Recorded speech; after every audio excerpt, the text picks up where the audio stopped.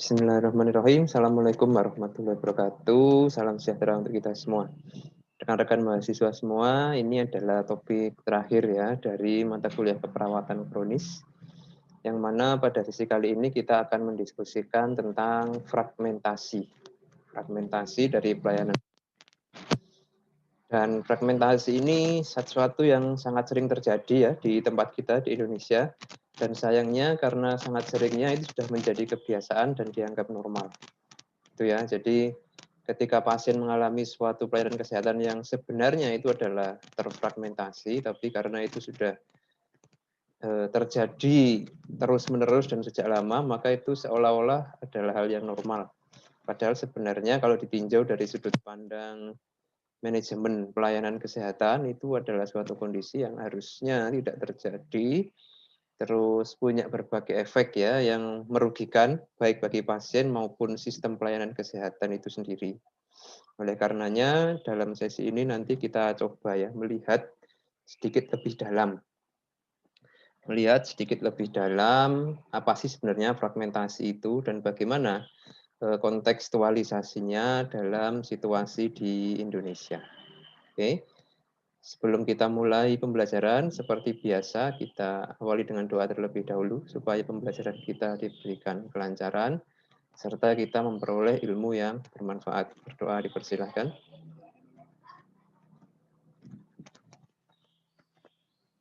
Ya, amin ya rabbal alamin.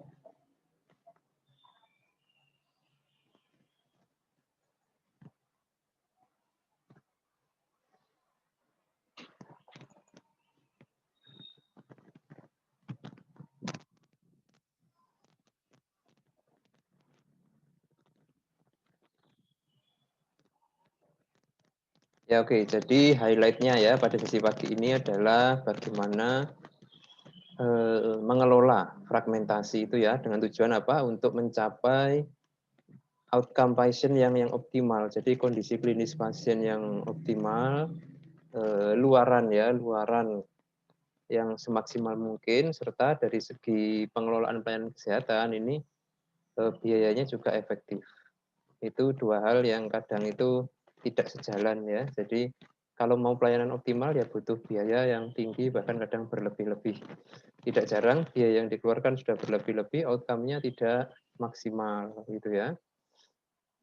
Contoh sebagai seorang praktisi perawatan luka ya di tempat kami itu sering sekali ketemu cerita pasien luka kronis. Nah, luka kronis harus masuk kamar bedah untuk menjalani tindakan debridement, yang mana biaya debridement itu bisa mencapai 9 juta, 11 sampai 15 juta untuk debridement. Nah, akan tetapi pasca debridement penanganan tidak adekuat sehingga kondisi luka memburuk. Nah, akhirnya harus masuk ke kamar bedah lagi untuk amputasi. Nah, contoh seperti itu ya.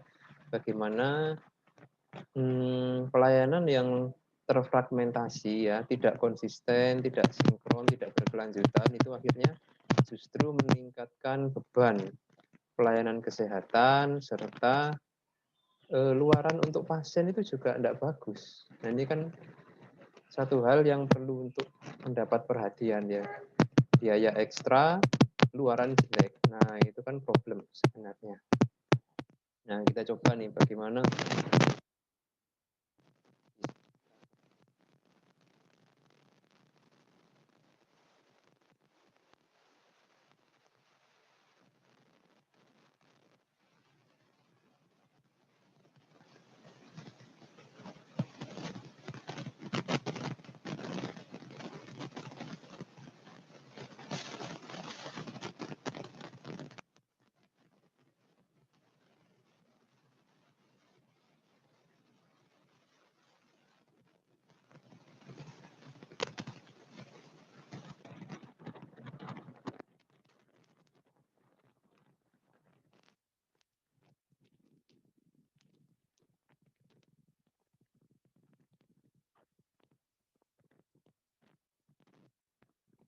Nah, oleh karenanya nanti coba ya, kita akan cari contoh ya, contoh fragmentasi di tempat kita itu seperti apa sih bentuknya gitu ya.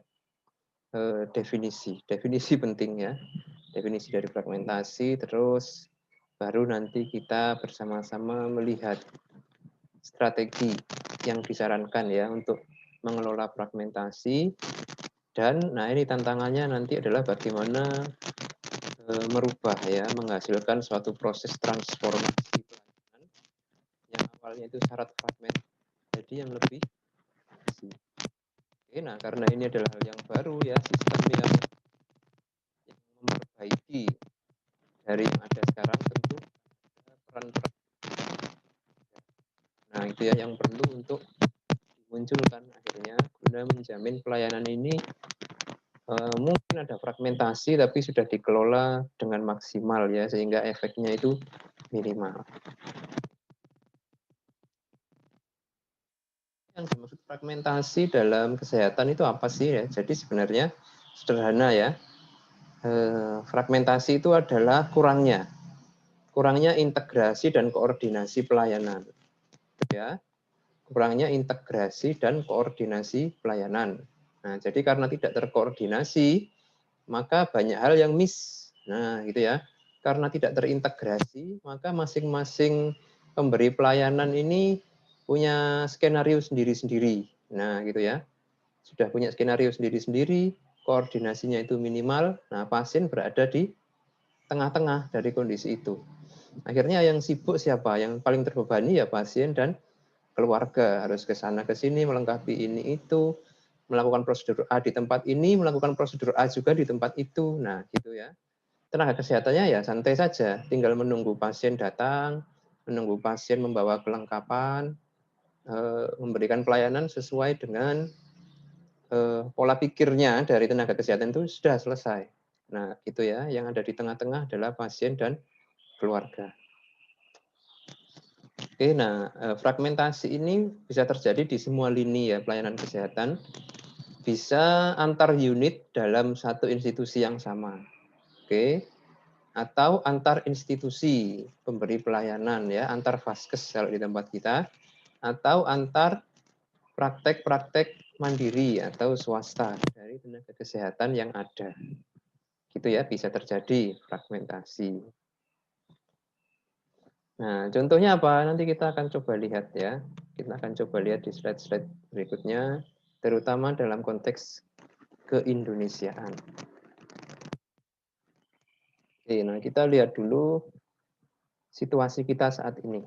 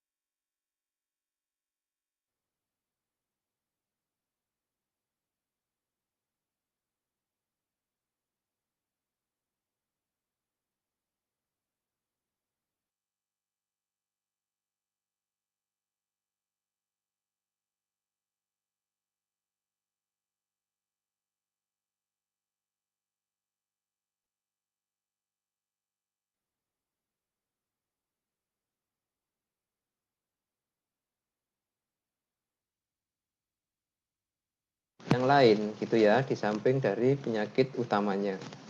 Nah, sehingga dengan munculnya komplikasi maka akan butuh bidang keahlian yang lain ya untuk memberikan pelayanan sesuai dengan komplikasi yang terjadi gitu ya. Karena semakin lama komplikasi yang muncul semakin banyak dan sistem tubuh yang terdampak pun akan bertambah gitu ya.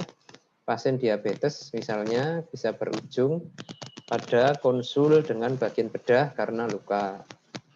Pasien diabetes ya punya penyakit dalam, kemudian mengalami gagal ginjal. Nah, maka konsulnya juga ke bagian ginjal ya, penyakit dalam konsultan ginjal.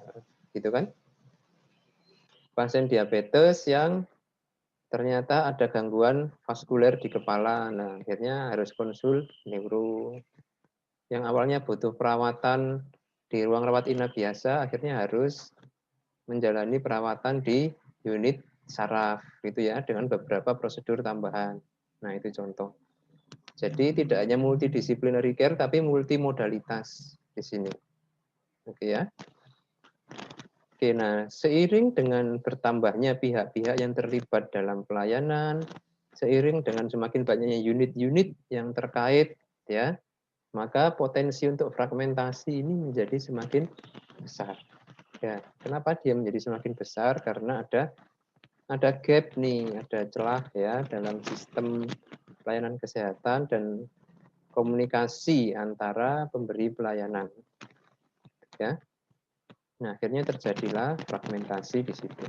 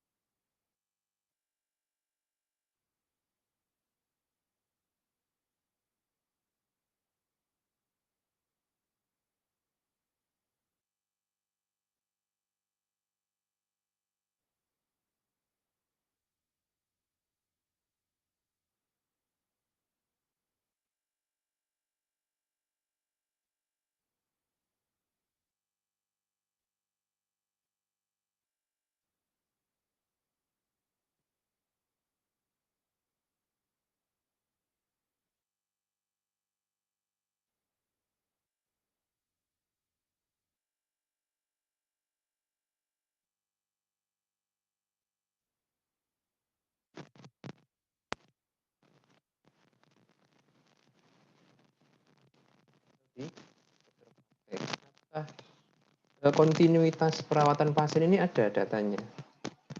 Nah, itu yang seringkali menjadi masalah, akhirnya terfragmentasi ya. Pasien pulang dengan tanda-tanda awal akut kidney injury gitu ya. Karena pasiennya juga nggak paham, akhirnya tidak tergarap tahap awal kerusakan ginjalnya, akhirnya hanya konsul ke penyakit utama saja. Nah, akhirnya lama-lama kondisi ginjal memburuk, nah baru tahu sudah stadium akhir. Nah, contoh seperti itu ya.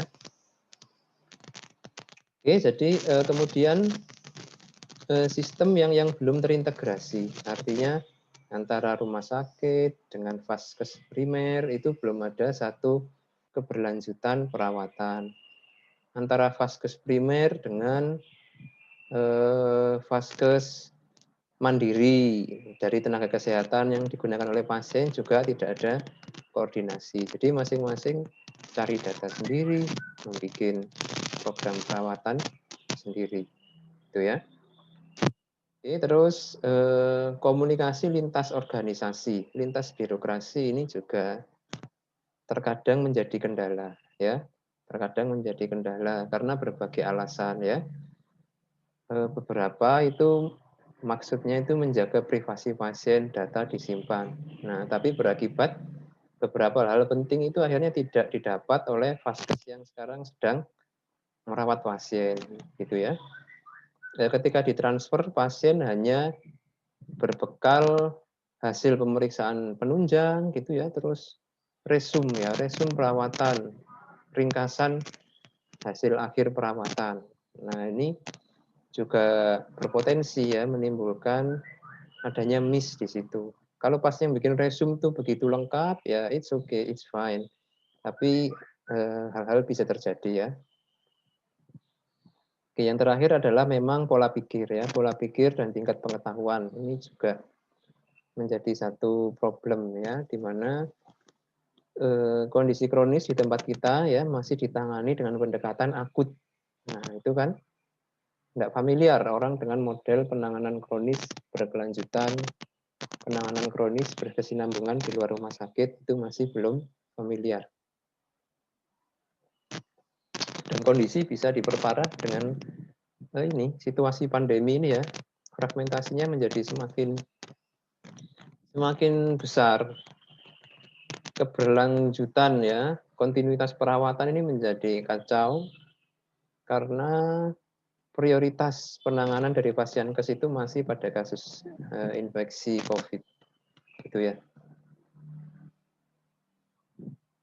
Nah, ini contoh nih, dari tadi kita membahas fragmentasi.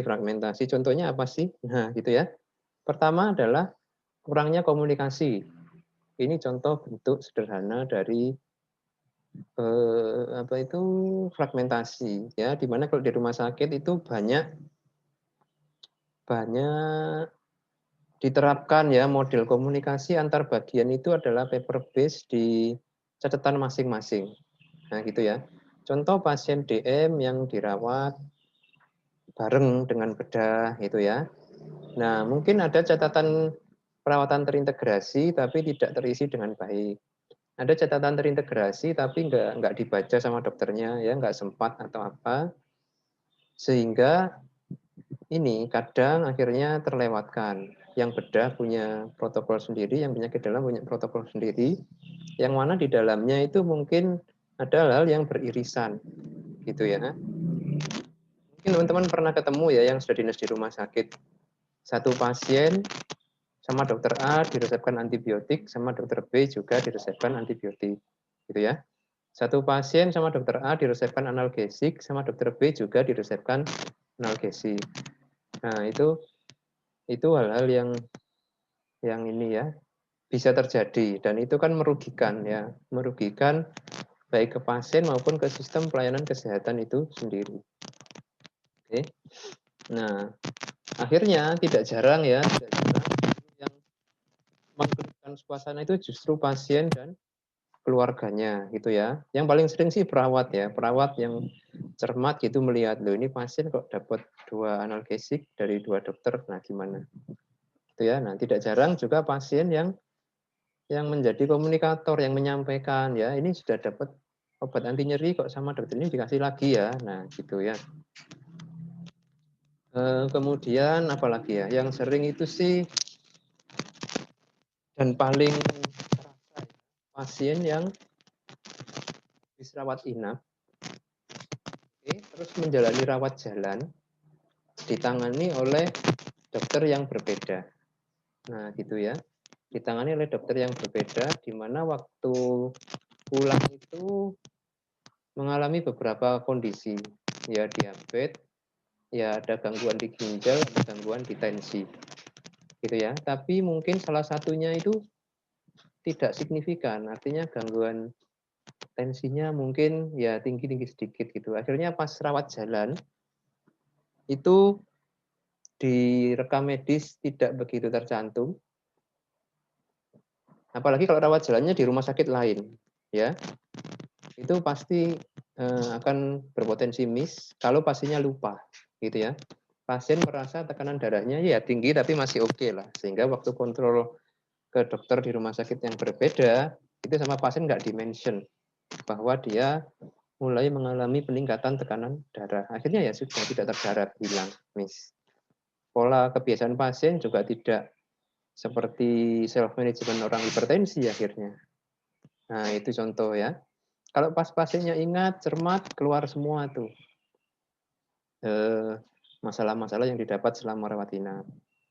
Atau kadang pasien mau cerita itu juga sungkan, kadang takut, ragu-ragu ngomong nggak ya kalau tekanan darah saya ini sebenarnya mulai tinggi. Nanti kalau ngomong obatnya nambah. Nah, gitu-gitu itu ya.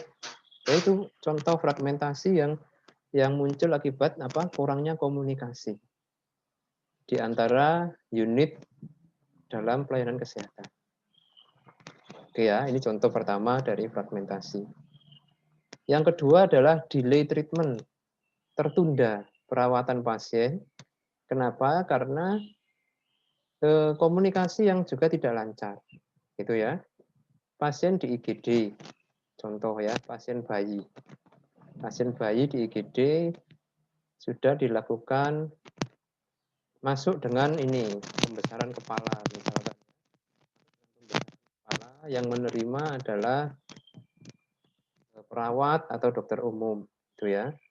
Nah, pasiennya butuh nih CT scan. Nah, untuk butuh CT scan ini butuh ACC dari bagian neuro misalkan di IGD-nya. tidak bisa dokter umumnya langsung, oh ini CT scan. Nah, maka apa? Menunggu respon ya dari yang berwenang untuk memberikan ACC gitu ya.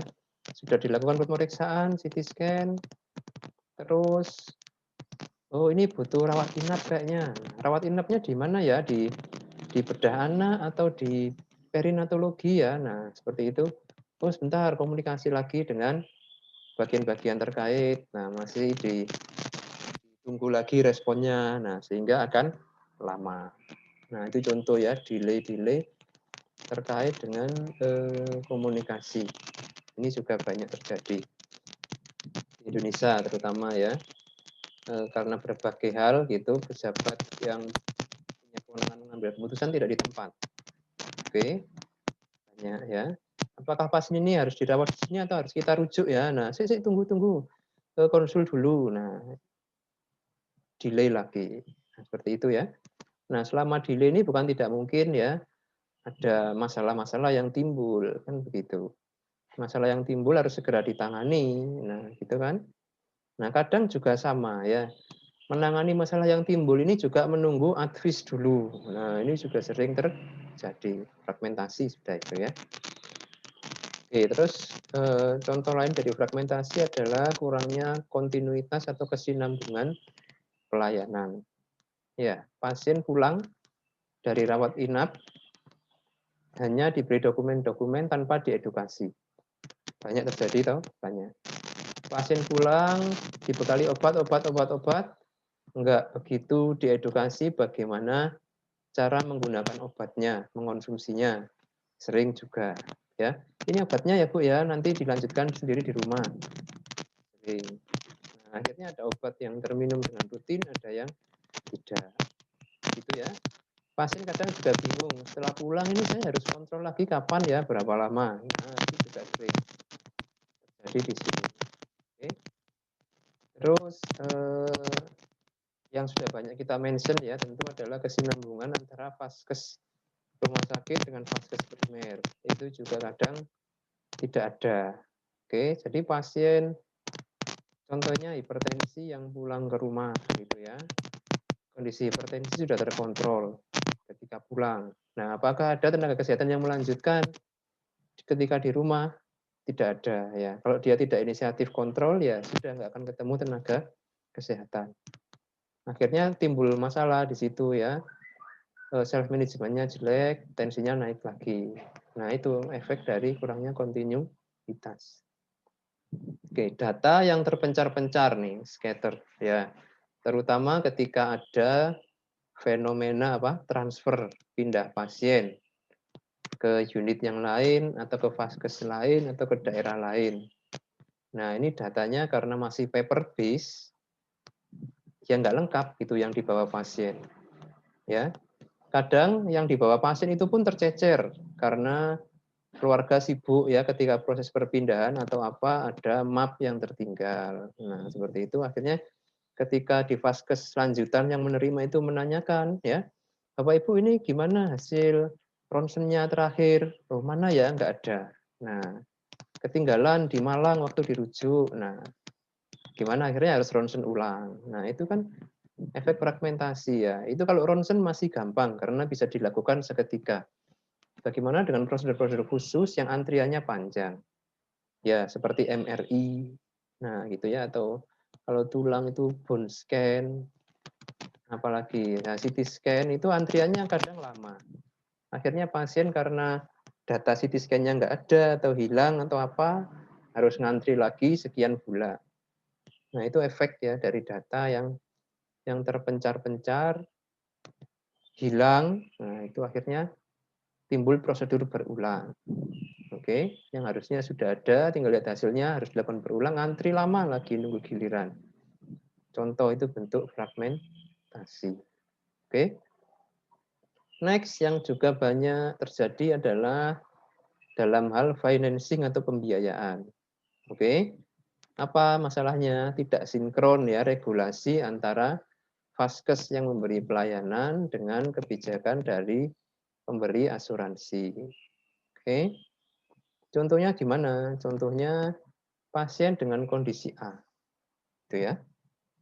Sama tim perawat misalkan ya, luka.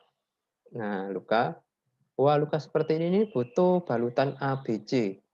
Wah itu enggak bisa kalau BPJS. Nah, pusing kan, nggak sinkron antara kebutuhan pasien dengan kebijakan pembiayaan, gitu ya. Oh, kalau begitu enggak apa-apa, pasiennya punya inisiatif nih. Untuk lukanya saya ini, pakai mandiri saja. Nah, supaya dapat balutan luka yang baik. Nah, tapi karena dia lagi rawat inap di rumah sakit, oh maaf enggak bisa, ini kalau di sini BPJS ya harus BPJS semua, enggak bisa seperti itu. Nah, problem lagi, akhirnya lukanya kondisinya terus jelek. Nah, gitu ya, akhirnya memburuk, berakhir di meja operasi. Nah, itu contoh yang sering terjadi. Hal yang sama dihadapi profesi dokter ya. Oh, ini pasien asma harusnya butuh obatnya pengontrol asma itu yang A, tapi ini nggak di-cover BPJS. Nah, gitu ya. Akhirnya terpaksa saya kasih yang B, ini yang speknya sedikit di bawah yang A. Ya, bagaimana lagi? Nah, contoh seperti itu. Ya, faktor pembiayaan.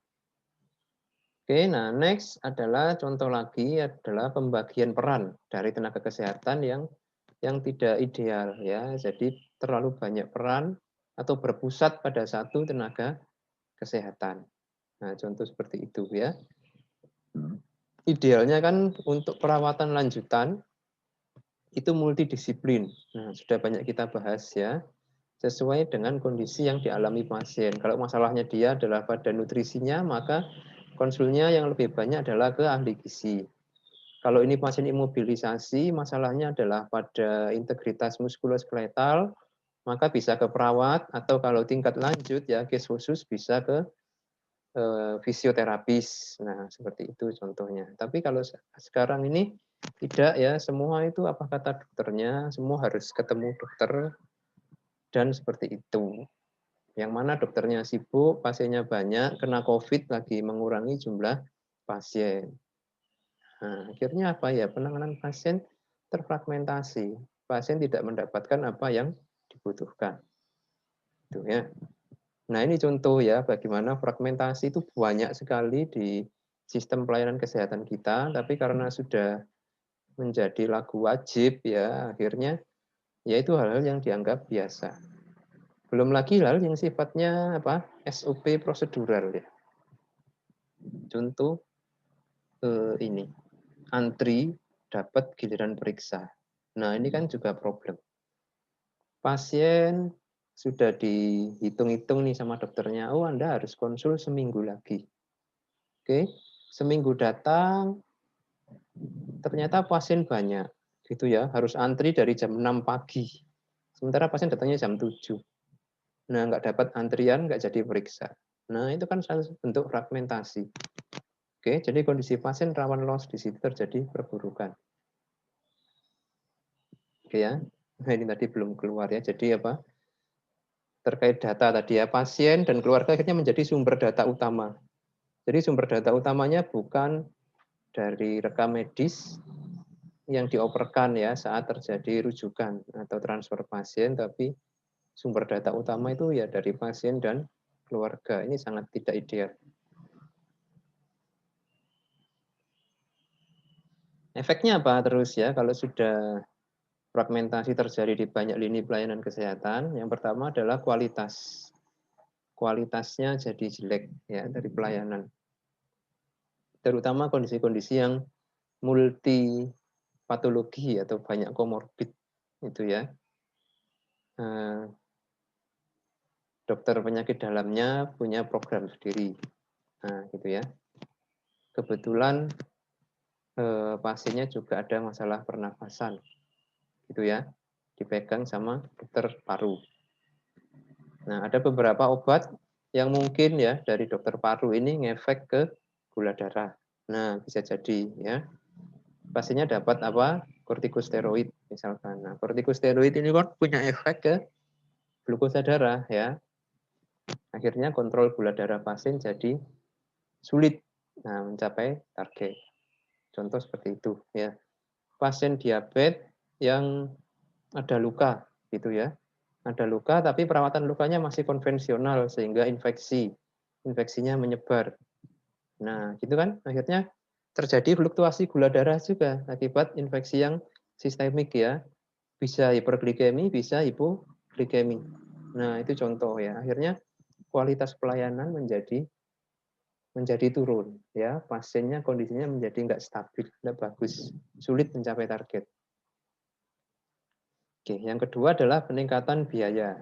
Kenapa? Karena adanya futile. Futile ini prosedur yang sia-sia. Ya, yang sering saya jumpai yaitu tadi, luka kronis, banyak jaringan mati, banyak infeksi, hanya dicuci, terus tutup basah. Nah, itu futile, sia-sia, percuma ya, nggak akan membawa efek baik untuk lukanya. Oke. Terus debridement yang tidak disertai dengan kontrol infeksi yang bagus. Nah, itu juga sama ya. Habis di debridement ternyata tidak sekalian dikultur gitu ya, antibiotiknya masih yang spektrum luas. Akhirnya infeksi nggak terkontrol, muncul jaringan kuning lagi di lukanya. Nah, itu sering ya. Sia-sia akhirnya prosedurnya. Oke, atau prosedur yang berulang, repetitif. Nah, kayak yang tadi saya bilang ya, dari rumah sakit A pindah ke rumah sakit B. Ya, rumah sakit A itu rujukan, B itu yang di daerah asal. Pasien datang karena fraktur misalkan ya. Nah, ketika pas pindah itu ditanya ya mana hasil ronsennya. Oh, ini wah sepertinya ketinggalan. Nah, gitu kan akhirnya berulang ronsen lagi gitu ya.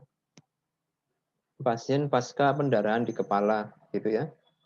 Harusnya ada hasil CT scan terakhir. Nah, sama juga.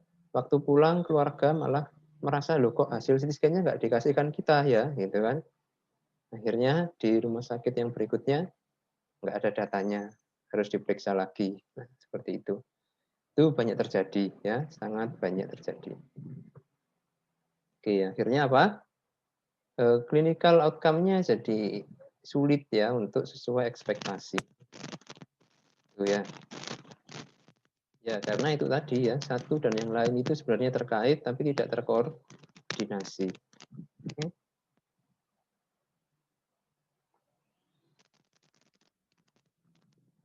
Oke, next adalah tingkat kepuasan pasien yang rendah. Nah, ini karena apa? Karena yang paling sibuk itu adalah pasien dan keluarga ya, harus menyerap sekian banyak informasi, harus menyimpan sekian banyak dokumen, dan kalau ada rujukan atau transfer itu juga banyak berkas persyaratan yang harus disiapkan. Kalau persyaratannya nggak siap, nggak bisa masuk. Nah, padahal butuh penanganan. Nah, itu kan akhirnya super sibuk di pasiennya. Oke, kasihan ya. Nah, buat kita-kita sih yang sudah dari lahir mengalami ini ya, ya terasa biasa, it's okay. Tapi ketika sudah ada pengalaman di vaskes yang lebih baik, terus ketemu yang seperti ini bikin stres juga ya. Apalagi kalau istilahnya itu apa ya, pasien itu tidak banyak yang membantu, anggota keluarganya sibuk semua, gitu ya, pasien harus ke sana kemari sendiri, nah itu sulit ya, sulit. Oke, terus, nah efeknya akhirnya karena clinical outcome yang buruk tadi ya, komplikasi rawan terjadi, perburukan rawan terjadi, akhirnya ini hospitalisasi berulang sering terjadi ya. Pasien DM sudah dikontrol gulanya, sudah stabil pulang. Nah, tapi setelah pulang tidak ada follow up ya dari tenaga kesehatan yang lain. Nah, akhirnya lifestyle-nya loss lagi ya, lost goal. Nah, gula darahnya naik lagi, masuk lagi. Itu ya, sering ya, sering. Pasien hipertensi juga begitu ya, hipertensinya terkontrol, begitu sudah pulang, nggak ada yang memfollow up, loss lagi, tensi naik lagi, masuk lagi. Sering ya. Oke, nah terus ini ya burden ya dari pasien dan keluarga. Kenapa? Karena warawiri ya, pasien dan keluarga ini warawiri untuk membuat perjanjian, ngatur jadwal, registrasi ini itu, nah ini warawiri ya. Nah, kita juga masih ini ya, sangat banyak menggantungkan pada pasien dan keluarga ya dalam beberapa proses di rumah sakit misalkan. Ya, ambil hasil lab. Nah, ambil hasil lab itu kadang kalau pas keluarganya ada yang nunggu ya, ya sudah segera diambil. terus dikasihkan ke petugas. Itu ya. Kalau pas petugasnya siap merespon, ya segera direspon hasil labnya. Kalau enggak, ya nunggu dulu. Kalau pas keluarganya enggak ada, nah ini juga enggak ada yang ngambil, sulit gitu ya. Akhirnya perawat berbaik hati, sudah saya ambilkan ke lab. Nah, gitu ya. Nah, ini contoh fragmentasi sederhana ya yang terjadi.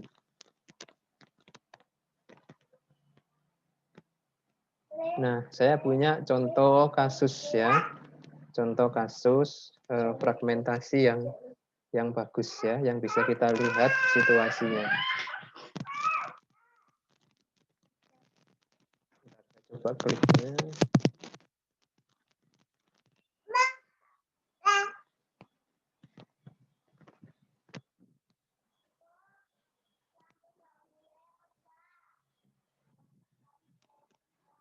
Oh, sebentar, ini setting share screen-nya harus diperbaiki dulu.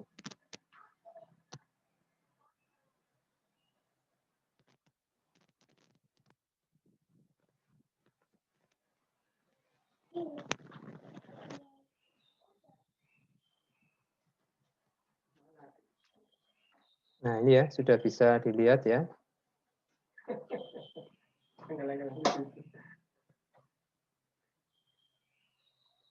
Ini contoh nih, contoh bagaimana fragmentasi terjadi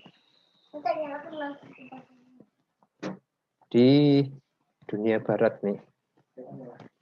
Jadi pasien ya, sudah lansia, terus DM tipe 2, dengan komplikasi apa? Tekanan darah. Terus orangnya juga punya masalah ya, kejiwaan, depresi.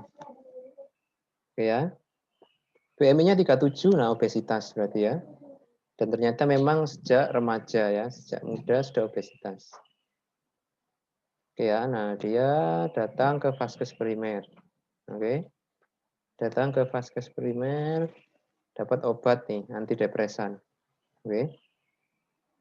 Terus dari dokter vaskes primernya menunda mengontrol masalah gula darah dan hipertensinya sampai masalah psikisnya ini beres ya, karena dia punya gangguan tadi ya, depresi berat.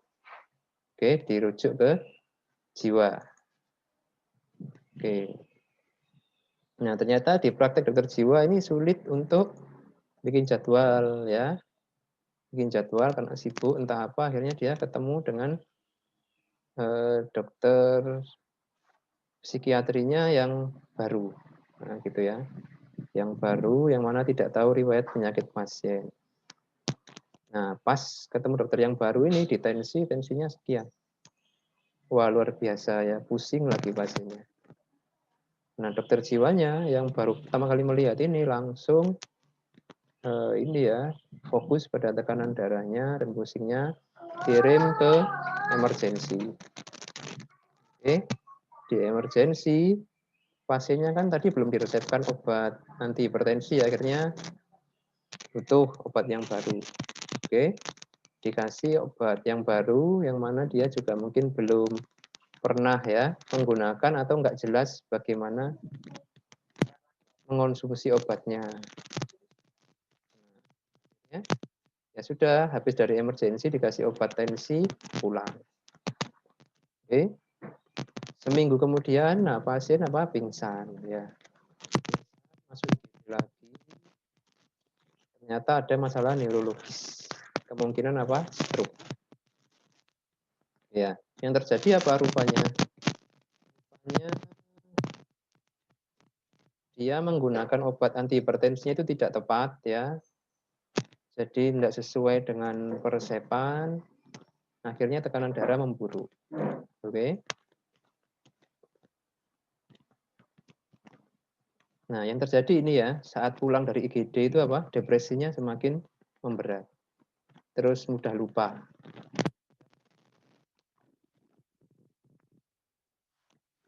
Oke ya, tidak punya energi. Oke, untuk periksa ke jiwa, ke bagian jiwa lagi karena masalah tensinya tadi. Oke. Efeknya apa? Akhirnya tidak patuh ya. Karena gangguan jiwa kan. Ada depresi, tidak patuh rupanya yang terjadi pada pasien ini. dan tahu-tahu sama keluarganya sudah hemiparesis. Nah, gitu ya. Nah, ini contoh ya, contoh ya. Selama perkembangan kondisi ini, dokter di vaskes primernya tidak dapat info apa-apa. Ya, tahu-tahu ketemu lagi kondisinya sudah begitu kompleks, depresi nggak terkontrol, tekanan darahnya berat, malah ketambahan masalah neurologis. Nah, ini contoh ya, contoh kondisi fragmentasi yang sangat mungkin bisa terjadi. Oke, oke, kita kembali ke layar utama.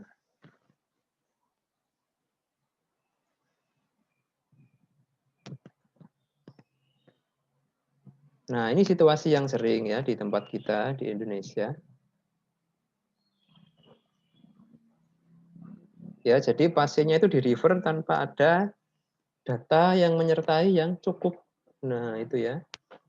Apalagi kalau dokternya baru pertama ketemu atau dokter yang biasanya pegang itu nggak ada, akhirnya ketemu yang baru. Nah, itu ya. Oke, nah di sini bisa kita lihat bagaimana kasus Miss G ini adalah pertama penanganan tekanan darahnya. Kacau ya, nggak berpola. Pasien ada gangguan kejiwaan, sama dokter vaskes primernya diminta konsul ke jiwa dulu nih untuk mengatasi depresinya, gitu ya. Karena kalau masih depresi berat, gimana dia bisa patuh dengan medikasi kan seperti itu. Akhirnya tidak berhasil ketemu dengan dokter jiwa yang dituju, ketemu dokter jiwa yang baru, nggak dicek kejiwaan karena tensinya tinggi, langsung ditaruh IGD, dapat obat-obat anti hipertensi. Oke, begitu pasien pulang dari IGD karena masih depresi, penggunaan obatnya nggak bagus. Akhirnya pasiennya stroke. Nah, seperti itu ya. Nah, pasiennya stroke, tensinya nggak terkontrol, akhirnya masalah depresinya juga tambah berat. Nah, oke. Ini bagaimana ya satu kondisi fragmentasi yang luar biasa. Ya. Sebenarnya ini bisa teratasi ya kalau dari dokter jiwanya ini segera koordinasi dengan dokter vaskes primernya. Ini pasien kok tensi sekian, belum ada obat anti hipertensi dan lain-lain. Nah, langsung dikasih tahu, tolong depresinya dibereskan dulu ya, pasiennya tenang dan lain-lain, nggak panikan, nah gitu kan. Baru nanti untuk pengontrol tensinya bisa segera diberikan. Contoh begitu ya. Oke, nah akhirnya dari semua cerita ini kita bisa lihat ya ada beberapa area itu yang rawan terjadi fragmentasi ya. Area apa aja atau situasi apa aja? Pertama adalah referral. Ya, referral ini rujukan ke bidang keahlian yang lain ya atau konsul lah ya, konsul atau rujukan ke disiplin yang lain atau ke vaskes yang lain. Ini rawan terjadi fragmentasi. Apa saja itu tadi ya, datanya nggak lengkap. Pas ditransfer akhirnya ada yang miss. Oke, komunikasi ini paper based ya, tertulis dan responnya lama. Oke, dari disiplin ilmu yang dikonsuli gitu ya. Ini pasien contoh ya, saya juga sempat mengalami itu adalah jadwal operasi. Dari bagian A menyatakan, oh ini siap operasi, nunggu asumsi dari bagian B. Nah, bagian B-nya lama ya, nggak respon-respon. Begitu bagian B sudah respon, ternyata jadwal kamar operasi penuh, tidak bisa naik. Nah, itu contoh ya bagaimana fragmentasi terjadi. Oke, nah ini kondisi yang rawan ya, terutama pada kasus pasien-pasien yang rawan terjadi perburukan sewaktu-waktu. Ini rawan. Ya.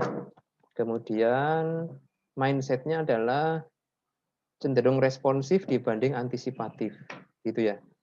Contohnya bagaimana? Ketika terjadi fragmentasi dan delay, gitu ya, itu keluarga kan cemas. Keluarga cemas ini kok prosedurnya lama sekali, kok masih tertunda-tunda, bagaimana kondisi pasiennya? Nah, tenaga kesehatannya jawabnya begini, oh enggak apa-apa, kan KU-nya masih baik. Nah, gitu ya. Nah, ini aneh. Menurut saya itu jawaban yang sangat aneh sekali. Jadi, suatu delay atau penundaan itu dimaklumi dengan alasan KU atau kondisi pasien masih baik. Ya, nah, Bapak Ibu sekalian, kalau Anda berada dalam situasi ini ya, pemberi pelayanan kesehatan, tolong hal-hal seperti ini diminimalisir ya. Jangan sampai kita itu permisif terhadap fragmentasi, permisif terhadap delay, dengan alibi apa? Kondisi pasien KU-nya masih baik. Nah, itu jawaban yang sangat tidak tepat ya. Artinya apa? Pasien kan mengartikan, oh berarti kalau kondisinya sudah jelek baru ditangani segera. Nah, apakah seperti itu? Apakah harus menunggu kondisinya jelek dulu? Harus ada gejala yang serius dulu baru akhirnya ditangani? Kan tidak ya. Itu contoh ya. Oke, terus fragmentasi juga rawan terjadi pada situasi di mana pasien itu dirawat oleh beberapa unit atau bagian terkait. Nah, jadi di satu saat yang sama itu yang pegang banyak gitu ya. Oke, kenapa? Karena kadang beberapa prosedur itu tergantung dari hasil pemeriksaan disiplin ilmu yang lain, gitu ya. Contoh kayak yang tadi ya. Oh ini mau masuk kamar operasi, sebentar nunggu ACC bedahnya dulu, gitu ya. Oh, karena ini pasiennya anak-anak, oh ini dari bedah sudah oke, menunggu ACC dari anak dulu. Nah, gitu ya. Sudah ACC dari anak, terus menunggu respon dari jadwal kamar operasi. Nah, gitu ya. Saling tunggu menunggu, saling tergantung pada advis satu sama lain, gitu ya. Itu yang sering terjadi ya kalau dirawat gabung dengan banyak bidang. Oke, yang kedua juga mungkin selama perawatan kurang apa ya, koordinasinya juga kurang. Kalau pas dokternya rajin buka-buka catatan dokter yang lain, bisa tahu akhirnya dia menyesuaikan, bisa. Tapi itu juga untung-untungan ya seperti itu ya. Yang sering terjadi itu tidak seperti itu. Akhirnya malah satu dokter mengeluhkan ya, itu ini kok dikasihnya ini. Nah, gitu kan. Nah, itu pasien jadi bingung akhirnya. Oke ya, nah terakhir adalah area yang rawan ya mengalami fragmentasi adalah kondisi pasien dengan regulasi yang ada. Nah, ini kadang juga tidak sinkron. Ya. Tadi sudah saya contohkan ya, beberapa kebutuhan mungkin tidak disupport oleh asuransinya.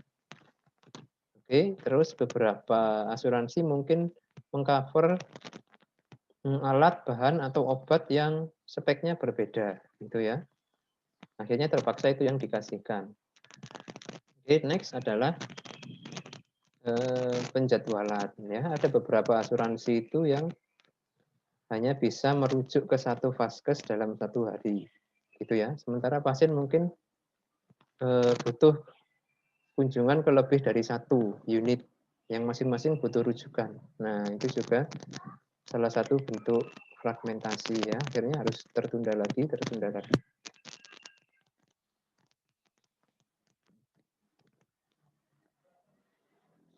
Oke, nah sekarang bagaimana kita bisa mengelola ya. Kita sudah tahu situasinya seperti itu ya. Begitu banyak gap, begitu banyak miss. Nah, ini harus dikelola, gitu ya. Perubahan harus dilakukan.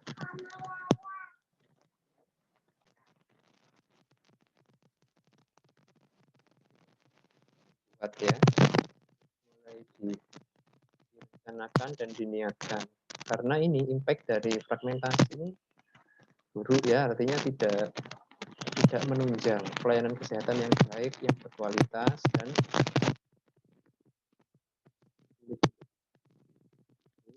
ada pengaturan. Pengaturan ini ya dari cerita tadi aja kita sudah lihat ya pasti tidak akan terjadi. Banyak pihak yang harus dihubungi, banyak kebiasaan yang harus dirubah. Nah, itu kan ya. Nah, tapi perlu disadari ya bahwa potensi manfaatnya itu banyak sebenarnya, tidak hanya untuk pasien tapi juga pemberi pelayanan. Itu ya. Oke ya, nah kita mulai sekarang lihat seperti apa pendekatan yang bisa digunakan untuk mulai nih mengelola fragmentasi ini. Oke, pertama adalah identifikasi dulu adanya fragmentasi. Oke, di mana letak fragmentasi di sistem kita ini? Di sisi mana saja terjadi fragmentasi. Nah, gitu ya. Jadi para decision maker ya, para manajer ini harus punya satu program yang memang ditujukan untuk mengidentifikasi fragmentasi yang ada, gitu ya. Oke, next adalah mencoba mengestimasi efek dari fragmentasi yang ada itu seperti apa sih sebenarnya, gitu ya. Hasil perawatan, komplikasi yang terjadi, frekuensi hospitalisasi ulang. Nah, hal seperti itu kan menarik untuk dievaluasi. Dengan adanya fragmentasi ini seperti apa ya hasilnya di tempat kita. Nah, gitu ya. Sayangnya ini juga belum menjadi salah satu mindset ya dari optimalisasi rekam medis. Jarang ya orang yang melihat ke sini kecuali kalau pas ngerjakan tugas akhir atau tesis atau disertasi. Nah, baru nih dikupas datanya. Oke. Nah, begitu fragmentasi sudah teridentifikasi, efeknya sudah ketahuan. Next adalah koordinasi pelayanan. Ini kunci. Ya, inti dari semua ini adalah koordinasi pelayanan. Bagaimana mendesain pelayanan yang terkoordinasi, bagaimana membentuk satu keterkaitan koneksi berbagai unit, bagaimana menjalin koneksi antar vaskes. Nah, itu ya. Ini ada di sini tahapannya. Oke. Begitu desain sudah tersusun, disepakati, baru nanti diimplementasikan. Oke, dengan memperhatikan aspek dari koordinasi pelayanan, care coordination ini di sini. Nanti kita akan bahas. Oke, nah sambil jalan dievaluasi ya. Selama prosesnya ini seperti apa sistemnya berjalan, baik enggak dari sudut pandang tenaga kesehatan, dari sudut pandang pasien. Oke, ini proses yang ongoing ya dan terus-menerus. Oke ya. Nah, ini tahapannya ya. Jadi ada 5 step dalam mengelola fragmentasi. Oke, tahap yang pertama, belum ya, belum masuk ke tahap yang pertama. Kita masih melihat dulu situasinya.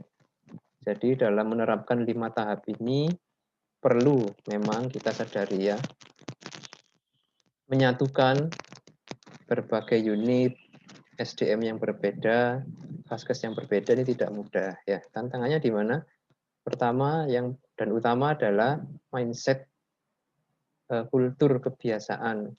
Oke, karena sudah jalannya seperti ini ya, masing-masing punya protokol sendiri, masing-masing mungkin enggan untuk bertanya ke yang lain gitu ya. Akhirnya ya ini menjadi akar ya dari fragmentasi itu. Oke, yang kedua adalah akuntabilitas. Artinya setiap pihak ya kalau memang maunya pelayanannya itu terorganisir dan sinkron harus akuntabel. Akuntabel itu bisa diaudit, bisa ditanya, dan siap memberikan informasi yang dibutuhkan. Baik itu hal-hal yang sifatnya baik atau buruk ya. Buruk itu maksudnya memberikan efek baik ke pasien atau memberikan efek buruk. Misalkan pasien setelah masuk di ruang rawat inap, kok kondisinya memburuk, harus dikirim ke ICU. Nah, ini harus akuntabel. Apa yang intervensi Anda berikan selama dirawat inap, kok pasiennya memburuk. Nah, itu ya. Terbuka semua, sehingga di ICU itu tidak ada data yang miss, teratasi semua. Nah, gitu ya, contoh. Oke, terus bagaimana menjalin kontak ya antar unit-unit yang terkait, yang selama ini mungkin nggak begitu akrab, yang komunikasinya minim, hanya nulis saja. Sekarang bisa dituntut ya untuk komunikasi yang lebih intens, lebih real time komunikasi. Oke, ada trust ya yang dibangun antar unit akhirnya. Kalau dulu itu saling menyalahkan ya, waduh kalau sudah dipegang bagian ini biasanya sulit ini sudah. Nah, sekarang harus terbuka dan mau menjadi bagian dari tim. Oke. Terus ini ya, terutama di awal-awal akan butuh usaha ekstra ya untuk mengkoordinasikan pelayanan menjadi lebih sinkron. Komunikasi menjadi lebih sering, koordinasi ya, konfirmasi itu menjadi lebih intens gitu ya. Dan beberapa proses tambahan mungkin juga enggak masuk dalam jaspelnya lah istilahnya gitu ya, enggak masuk dalam reward dari tim kesehatan tersebut gitu ya.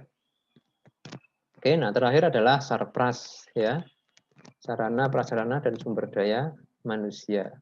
Oke, kalau mau pelayanannya terkoordinasi, transfer datanya lengkap, nah butuh orang IT ya, butuh alatnya, fasilitasnya, teknologinya ke berbagai macam format ya, dan serta ini strategi monef-nya. Nah ini juga diperlukan akhirnya.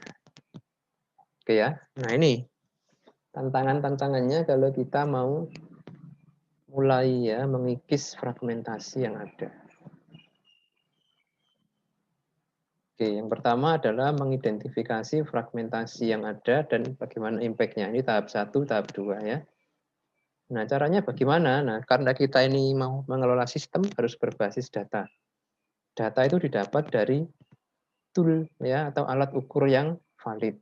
Oleh karenanya dalam mengidentifikasi fragmentasi pun ada beberapa alat ukur ya yang sudah banyak digunakan dan sudah banyak diteliti ya. Contoh adalah fragmentation of care index ada, terus ada Bayes-Boxerman index. Ini contoh, dua contoh ya yang saya temukan banyak dipakai di penelitian-penelitian. Oke. Nah, untuk mengukur dampak dari fragmentasi itu masing-masing vaskes bisa ya merumuskan sendiri. Oke. Karena itu kadang spesifik kasus ya. Pada kasus DM, kasus hipertensi, nah itu punya unit pendidikan dan penelitian yang bisa dilibatkan. Contoh ya. Oke, terus yang ketiga adalah bagaimana membuat formulasi sistem pelayanan yang terkoordinasi, care coordination. Tujuannya utama apa? Nah ini ya, tujuan dari pelayanan yang terkoordinasi adalah high quality referral or transition. Jadi rujukan atau transfer pasien itu yang berkualitas. Gitu ya, bukan asal rujuk, bukan asal kirim, bukan asal memulangkan pasien, tapi harus high quality referral and transition. Oke. Nah, ada 6 karakteristik dari transfer pasien yang high quality. Pertama adalah timely. Nah, jadi konsul pindah pasien itu tanpa delay-delay yang nggak penting. Tadi nunggu ACC, nunggu respon DPJP, nunggu hasil ini itu yang lama ya.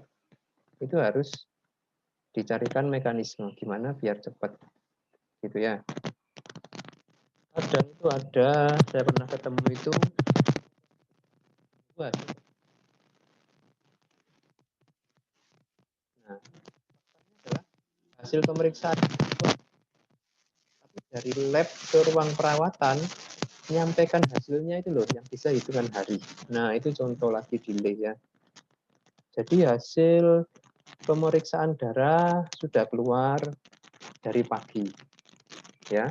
Tapi sampai sore hasilnya masih ada di situ, belum diterima oleh yang ada di ruangan.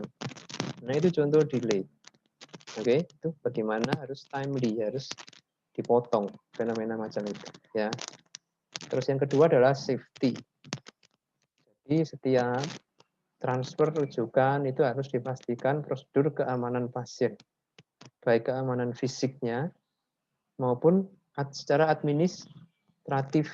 Nah, contoh tidak aman secara administratif itu yang tadi semua dokumen dikasihkan ke keluarganya. Nah ini Pak nanti kalau di rumah sakit rujukan tolong dikasihkan ya, jangan ada yang hilang. Nah itu tidak safe.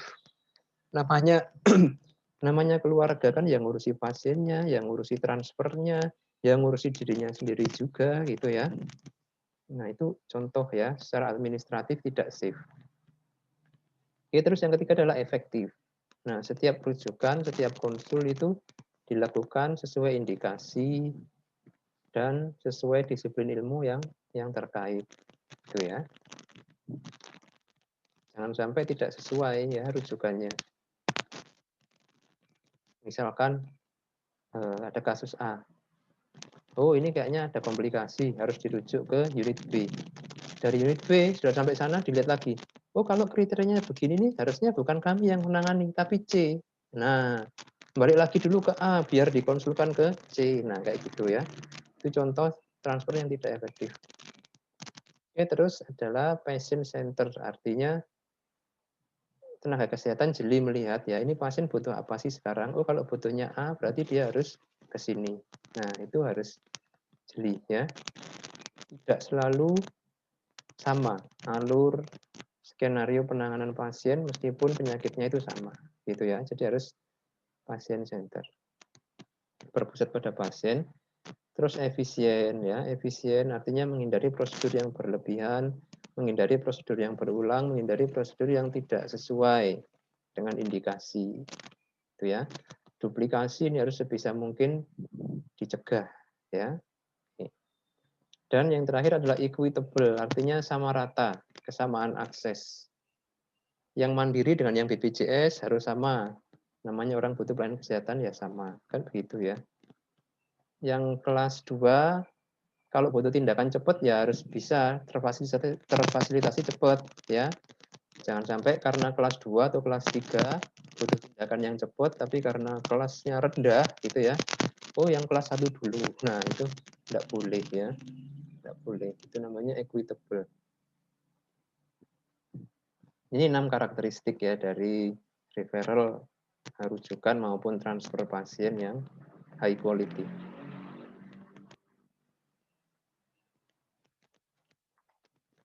Oke, nah, supaya bisa high quality, supaya yang 6 tadi itu bisa tercapai, ini adalah jalannya ya Bapak Ibu ya.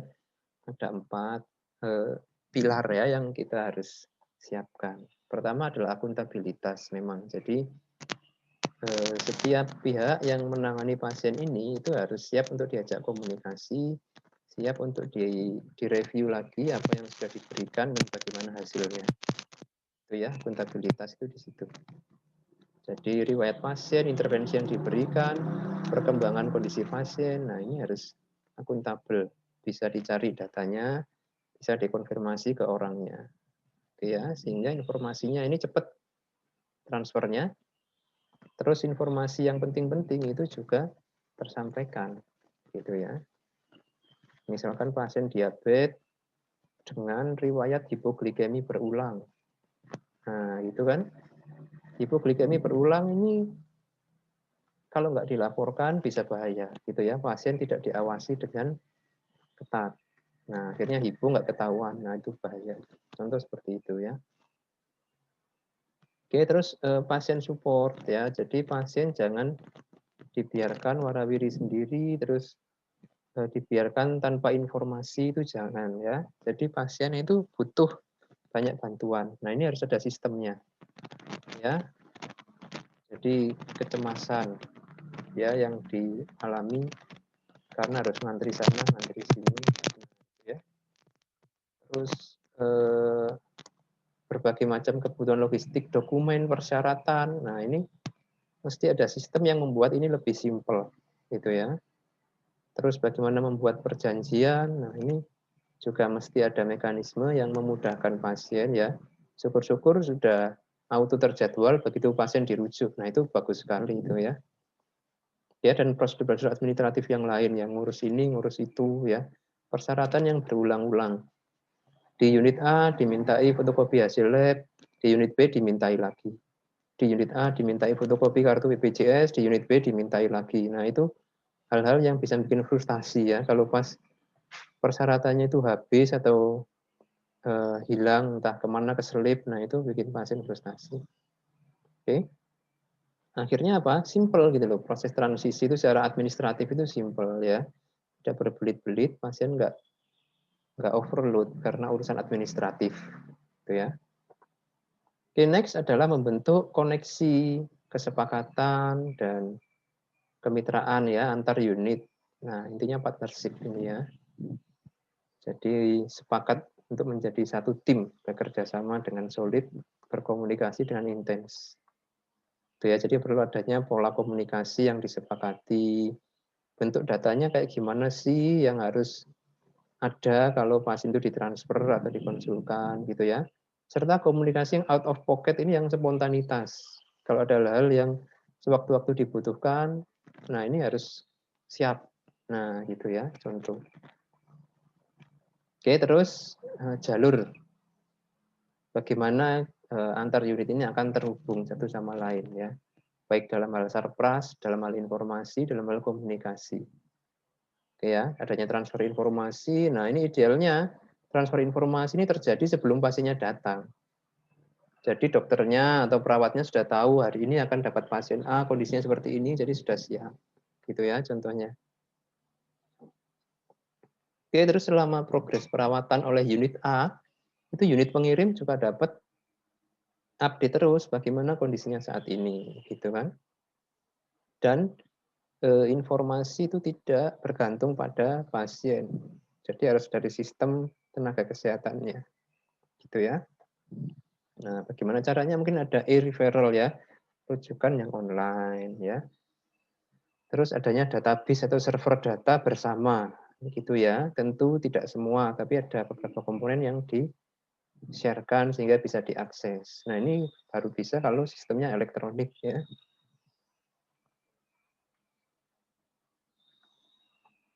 Nah, ini satu contoh yang bagus ya yang saya dapat bagaimana penanganan pasien di luar rumah sakit setelah pasien pulang itu ya, terkoordinasi. Jadi istilahnya Vaskesnya ini PCMH ya, Patient Center Medical Home. Ini bisa pemerintah, bisa swasta ya. Intinya adalah penanganan pasien pasca hospitalisasi di rumah gitu ya. Oke, jadi dia membentuk koneksi ya dengan unit pelayanan di komunitas, dengan puskesmasnya, dengan kadernya mungkin ya, dengan bidan desa misalkan ada koneksi ke sini. Terus dengan rumah sakit terdekat, dengan IGD ya atau emergensi juga punya koneksi.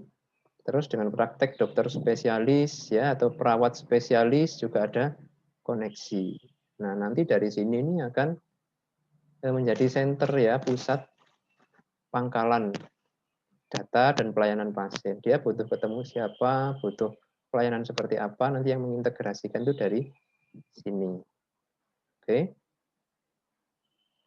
Nah, di antara semua ini tidak hanya sebatas kesepakatan saja, tapi juga sistem informasinya terhubung, sistem apalagi ya, administrasinya juga terhubung, sehingga pasien nggak mengulang prosedur administratif ketika dipindah, gitu loh, karena datanya sudah masuk, nomor kartu BPJS, nomor apa-apa itu sudah otomatis tertransfer begitu pasien mau pindah.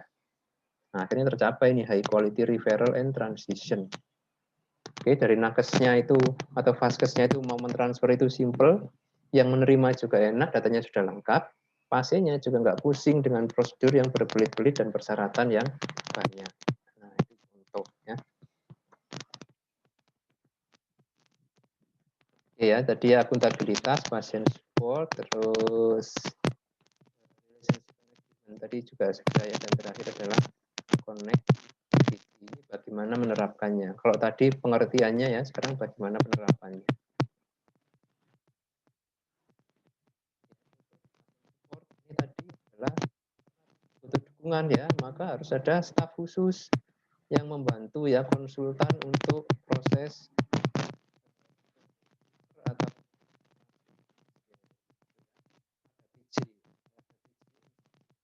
pasien, sehingga semua data itu terjamin ya, sudah ditransfer dengan lengkap, baik data perawatan maupun data administrasi. Contoh. Terus relationship.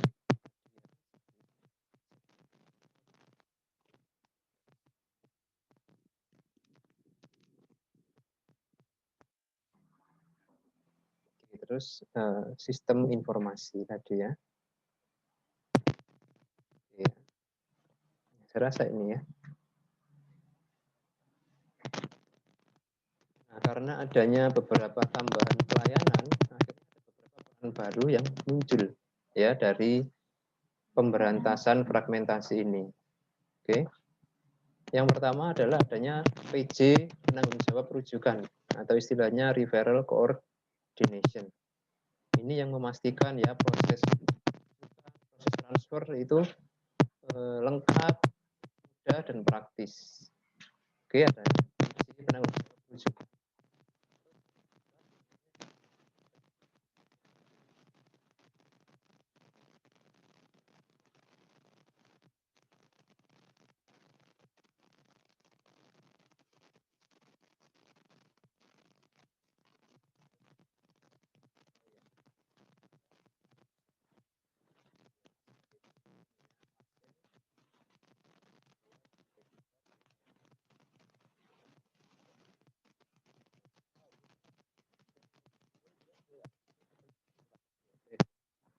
Oke, selain itu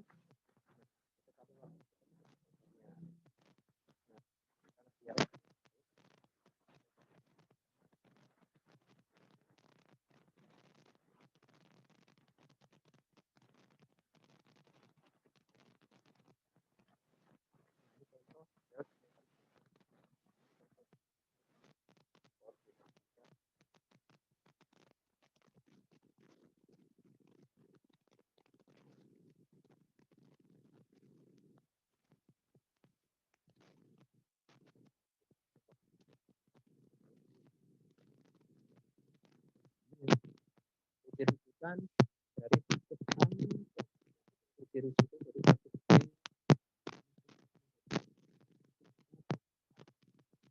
gitu ya. Ini very nice nanti prosesnya.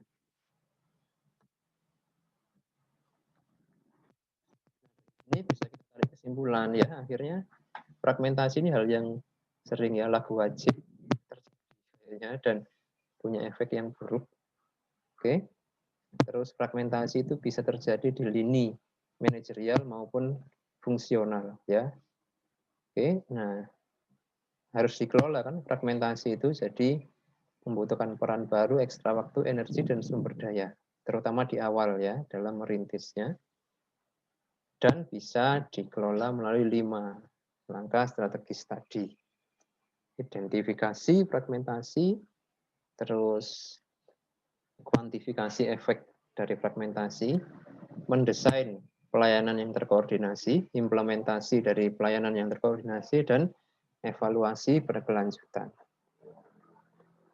Nah, ini semoga memberikan gambaran fragmentasi ya di tempat kita, terus langkah-langkah yang bisa diambil ya untuk mengelola fragmentasi ini biar nggak nemen-nemen lah ya, nggak tambah parah, supaya sistem kesehatan ini sustainable dalam hal biaya, sustainable dalam hal sarpras dan sumber daya manusia, ya. Dan tentu luarannya adalah kondisi pasien yang membaik tentunya. Ini beberapa referensi ya yang Anda bisa perdalam nanti untuk semakin memantapkan wawasan dan penguasaan terhadap fragmentasi ini. Saya akhiri sekian ya. Terima kasih untuk atensinya, terus komitmennya ya untuk belajar selama 1 semester ini di era pandemi yang penuh tantangan ini. Ya. Untuk sesi ini kita bikin secara asinkron ya, jadi nanti kita bikin forum diskusi. Silahkan nanti ketidakjelasan bisa kita tuntaskan di situ. Oke, saya akhiri. Terima kasih. Assalamualaikum warahmatullahi wabarakatuh. Salam sejahtera untuk kita semua. Stay safe, stay healthy. Jaga diri ya, disiplin dengan proteksi diri untuk Anda, keluarga, dan orang-orang terdekat Anda. Oke, sampai ketemu semester depan.